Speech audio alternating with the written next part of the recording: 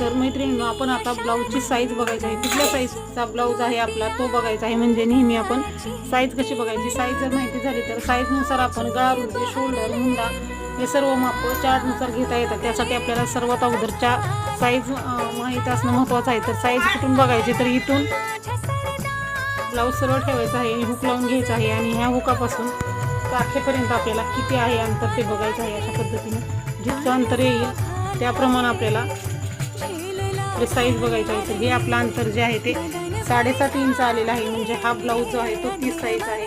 अशाच पद्धतीने आपण कोणत्याही साईजच्या छातीचा 4था भाग बघायचा आहे. तर काय होतं, अशा पद्धतीने तुम्ही घेऊ शकता. पूर्ण हे घ्यायचं आहे.